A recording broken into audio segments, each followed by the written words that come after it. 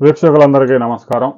అమరావతి రాజధానిలో railway terminal గురించి, గన్నవరంలో రైల్వే టెర్మినల్ గురించి ఒక బిగ్ అప్డేట్ వచ్చింది. రైల్వే శాఖ ఉన్నతాధికారులు రాష్ట్ర ప్రభుత్వానికి ఒక ప్రపోజల్స్ పంపించారు. అమరావతి రాజధానిలో 8 ప్లాట్ఫామ్స్తో ఫస్ట్ ఫేజ్లో రైల్వే స్టేషన్ అభివృద్ధి చేయబోతా ఉన్నారు.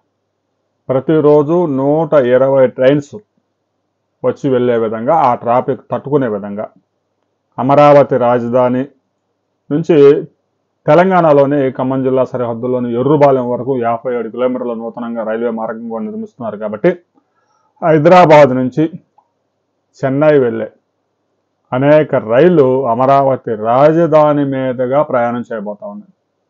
దీంతో అమరావతి రాజధానిలో ఫస్ట్ ఫేజ్లో ఒక 8 రైల్వే ట్రాకులతో పాటు 8 ప్లాట్ఫామ్స్ రాబోతా ఉన్నాయి. అంటే దాదాపుగా 1,60,000 మంది ప్రయాణికుల రద్దీని తట్టుకునే విధంగా ముందుగా ఆ ఏర్పాట్లు చేయబోతా ఉన్నారు. ఇక ఇప్పటికే రైల్వే ట్రాక్ ఏర్పాటు చేసే కార్యక్రమం చురుగ్గా సాగుతూ ఉంది. నంబూరు నుంచి ఖమ్మం జిల్లాలోని ఎర్రుబాలెం వరకు 57 కిలోమీటర్ల భూసేకరణకి పెగ్ మార్కింగ్ కూడా చేశారు. రైతులకి నోటీసులు కూడా ఇచ్చారు.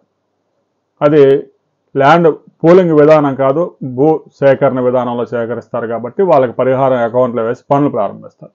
అయితే ఈ రైల్వే పనులన్నీ కొంచెం నిదానంగా ప్రారంభం అవుతాయి. 4 ఇయర్స్లో రైల్వే ట్రాక్ అందుబాటులో రాబోతా ఉంది.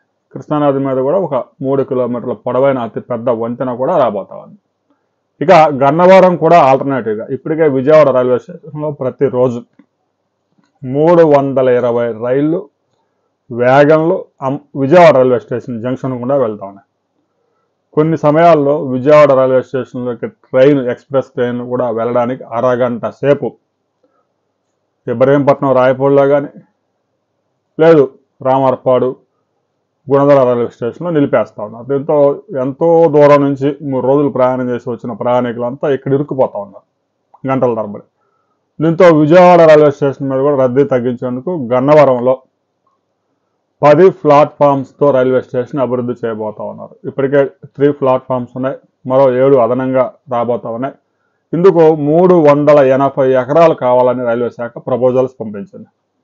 ప్రభుత్వం భూసేకరణ చేసి రైల్వే వాళ్ళకి అప్పగించడం, లేదంటే రైల్వే అధికారులతో సహకరించి నోటిఫికేషన్ ఇచ్చి భూమి సేకరించే కార్యక్రమాన్ని కూడా పెద్ద ఎత్తున చేపట్టబోతా ఉన్నారు.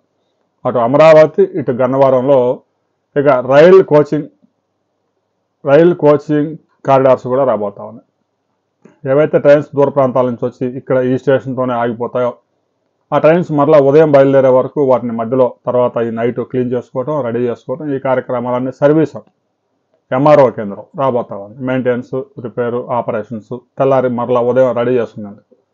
అంటే దాదాపుగా ఒక 50-60 ట్రైన్స్ కూడా నిలిపి ఉంచే విధంగా ఏర్పాట్లు చేసుకోబోతా ఉన్నారు. ఒకవైపు గన్నవరం, అమరావతి రైల్వే స్టేషన్తో పాటు విజయవాడ ఎలాగూ జంక్షన్ ఉంది. కాబట్టి రాబోయే రోజుల్లో దాదాపుగా ఈ ప్రాంతంలో 4 లక్షల మంది ప్రయాణికులు ప్రతిరోజు రైల్వే సదుపాయాలను ఉపయోగించుకునే విధంగా రైల్వే శాఖ కసరత్తు చేస్తా ఉంది. ఇవన్నీ ఫోర్స్లోకి రావడానికి దాదాపుగా ఒక 4-5 సంవత్సరాలు అయితే గ్యారంటీగా పట్టే అవకాశం ఉంది. పనులు మాత్రం రాబోయే 6 నెలల్లో ప్రారంభించాలని రైల్వే శాఖ నిర్ణయించింది. దీనికి సంబంధించిన మరిన్ని అప్డేట్స్ వచ్చిన తర్వాత మరో వీడియోలో మనం కలుసుకుందాం.